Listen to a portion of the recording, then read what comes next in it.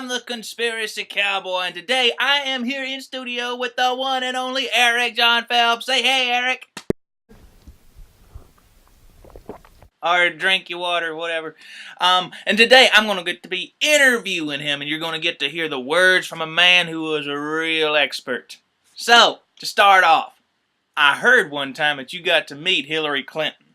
What were your initial impressions? I was desperately in love with her. Okay. Surprising revelations. Oh, Mr. Phelps, you got yourself a sweetheart. So, what was the most romantic thing she ever said to you? She said, "Oh, Eric, you're out to sea in a rowboat." Yeah, that would give me too. So, what was your reaction when you found out she was going out with Bill? It affected me. It disrupted my life. It was an emotional trauma. And so I determined that someday I would find who did this.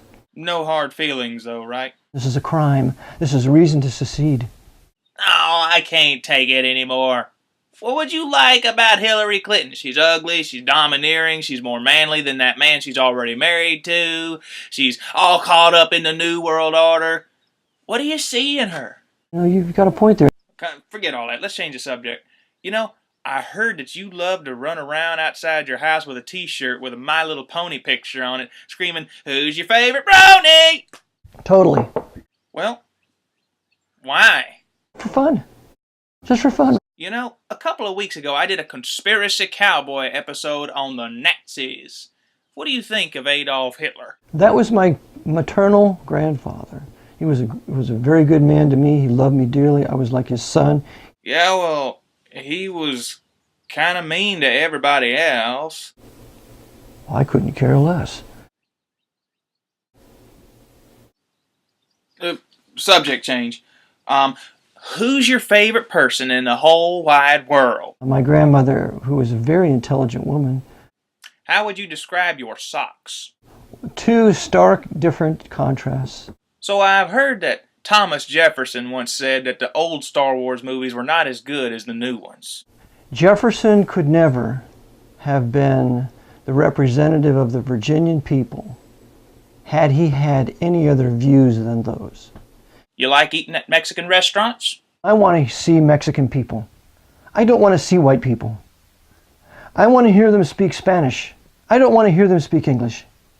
I want to see them in their the Mexican women in their beautiful Mexican dresses. They're long and they have these beautiful white blouses. I want to see the men in the Mexican wedding shirts with those long, beautiful, sagging shirts. I want to eat tacos. I want to eat Mexican food. I want to have a guacamole sauce and things like that. And everybody else is to be shorn and eaten. You've had a long time to think about that one, I see. So apart from the fact that we're both conspiracy theorists, what else do you think you and I have in common? Well, I've got the answer. Care to share? We want a disarmed, homogenated population that is completely without any foundation or bearing in its past. And then we can control them by fear and get them to fight our wars and work for us in our corporations. We're going to run plenty of crack cocaine into their neighborhoods so we can destroy all the black mothers, so we can get those little black boys and we can make them into killers and savages and gangs, which is exactly what we want. Is this too much? Should I not go? And how long should we keep trying for that? Until we can get our own nation. Our own nation, huh? We need to start migrating there now. I reckon that'd make me King Conspiracy Cowboy. What would our immigration policy be like? People who wish to visit us can visit, but they can't live here, and they can't race mix with us. Well, it really would be our country then, huh? Hey, what do you think our food would be like? Every national identity has to have its own national identical food. We have organic hamburgers on wheat bread.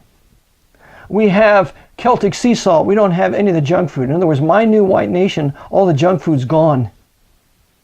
We don't have any of the rotten ice cream made from plaster of Paris, and we don't have Morton salt. We don't have the Jesuit order sugar processing. Number one, because it's poison. You might as well eat heroin.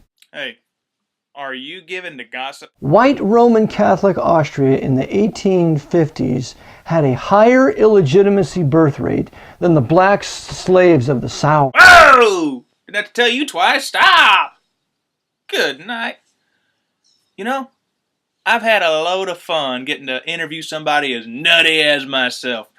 Won't you tell the good folks on YouTube that mine is the best program in the history of the universe? I agree with every word that he says there. Well, you heard it here, folks. I'm the Conspiracy Cowboy, and prepare to escape the matrix of boredom.